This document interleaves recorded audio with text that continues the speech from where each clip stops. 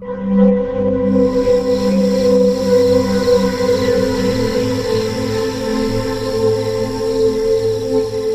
dock. We're a small community of boaters that live in Miami Beach, Biscayne Bay. We are a community that help each other of 39 boats, and we treat each other like family, and this is our home. This dock has been our lifeline, and we have taken care of it for years. It serves a crucial necessity for elderly and disabled members of the community.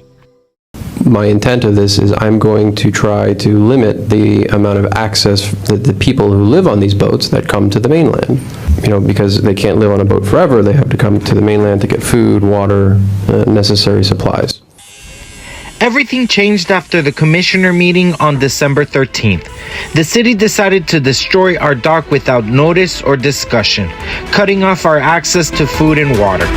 Limit the amount of access to food, water, necessary supplies. Limit the amount of access to food, water, necessary supplies. They've escalated their actions, placing code compliance officers and 24-hour surveillance cameras on us.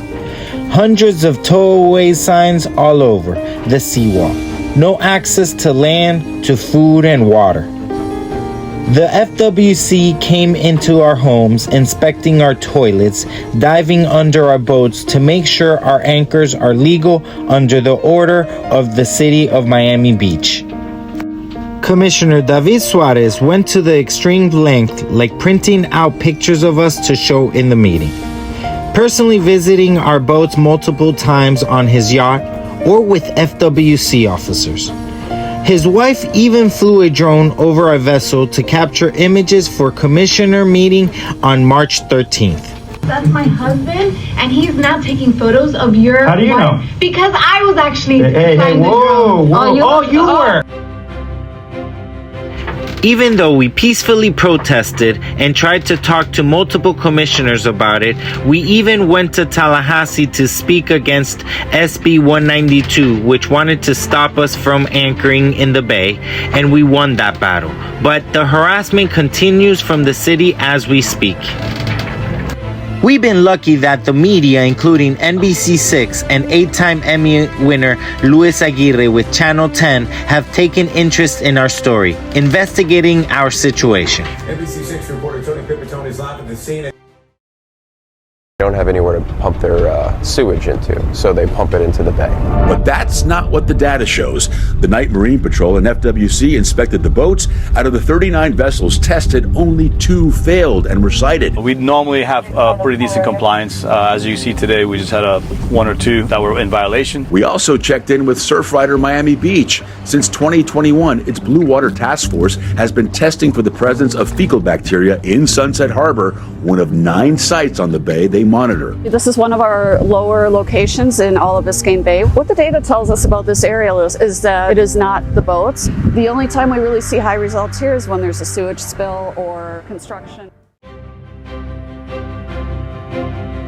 Even with no access to land, we find the solution by climbing walls like animals, just to be able to get food and water. So now we have no access to land, not possible for handicapped people to climb on the dock and get ashore. So the Commissioner David Suarez, who made the decision and cut out way for us to live our life. We met with the mayor, commissioner, and city officials. But because of one commissioner, the harassment continues as we speak. Cutting off their lifeline, and then they're going to be forced to do illegal trips to the seawall. No access to food and water for a small community of people who choose to live on boats. Really anchored boats in our bay do not destroy the seagrass. We have evidence that we're not pooping in the bay, okay? So when you're speaking about us, okay, be careful because you're defaming us, okay? Like you did to change the Herald, the Miami Herald title that said dwellers and you put it as squatters. What you do to one of our residents, you do to us all. And stop collectively punishing this community as a means to an end. The city of Miami Beach is planning to keep on restricting our access to land and suggesting the installation of barriers around the city walls to block boaters from accessing the land. We're dealing with a lot of harassment from the city, but luckily we have a great lawyer on our side. But it's gonna cost money. That's why we're asking you for your help. Any donation helps. So please, we need to fight the city to stop their harassment against the boaters and against you maybe in the future. So please, donate.